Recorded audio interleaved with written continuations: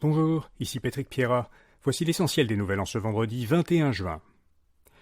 Hydro-Québec s'engage à améliorer son efficacité énergétique. La société d'État a publié un rapport qui dresse le bilan de la consultation publique qu'elle a menée à travers le Québec au cours des 6 derniers mois. À la suite de cette consultation, elle prend une quarantaine d'engagements pour répondre aux principaux enjeux soulevés. Concernant l'efficacité énergétique, Hydro-Québec va mettre en place un tarif plus élevé pour les propriétaires de maisons imposantes qui ont, selon Hydro, une consommation excessive.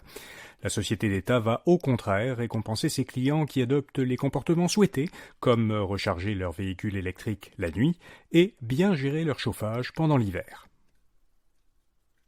Ottawa veut lancer un programme d'alimentation scolaire au cours de la prochaine année. Ce programme, doté d'1 milliard de dollars, vise à servir chaque année jusqu'à 400 000 repas à des enfants. Il s'ajouterait au programme existant d'alimentation scolaire. Selon Statistique Canada, en 2022, 2,1 millions d'enfants canadiens ont souffert d'insécurité alimentaire. La loi contre l'ingérence étrangère a été adoptée. Cette loi va créer de nouvelles infractions pénales contre les conduites qui nuisent au processus démocratique, comme le fait d'essayer d'influencer le résultat d'une élection, et contre celles qui nuisent aux intérêts canadiens. La loi va par ailleurs établir un registre public des personnes qui ont participé à des actes d'ingérence étrangère. Ce registre sera géré par un commissaire indépendant. À l'échelle mondiale, 8 personnes sur 10 réclament plus d'actions climatiques de la part de leur gouvernement. C'est ce qui ressort d'un sondage mené auprès de 73 000 personnes dans 77 pays par le Programme des Nations Unies pour le développement, l'Université d'Oxford et l'Institut de sondage Géopol. Selon ce sondage, plus de 7 personnes sur 10 sont favorables à un abandon rapide des énergies fossiles. La proportion est de 65% au Canada et de 54% aux États-Unis. Près d'un locataire sur deux consacre une trop grande part de son budget à se loger.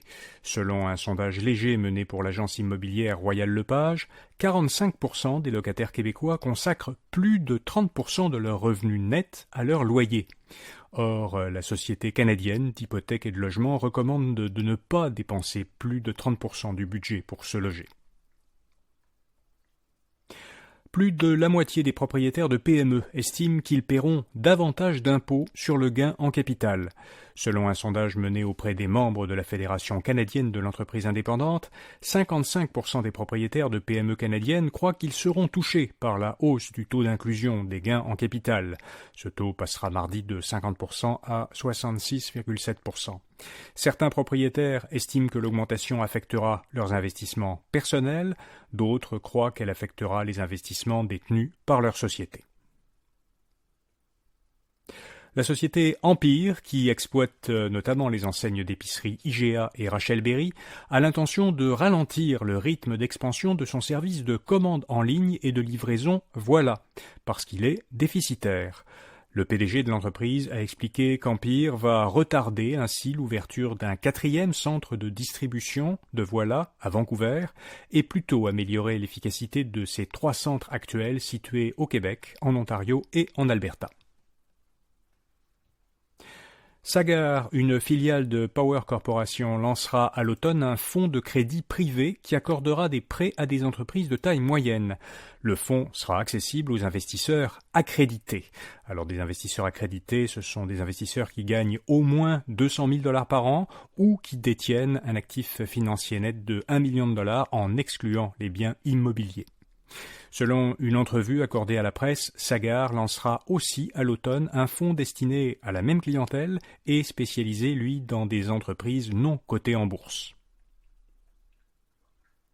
Anthropic lance une version améliorée de son intelligence artificielle Claude.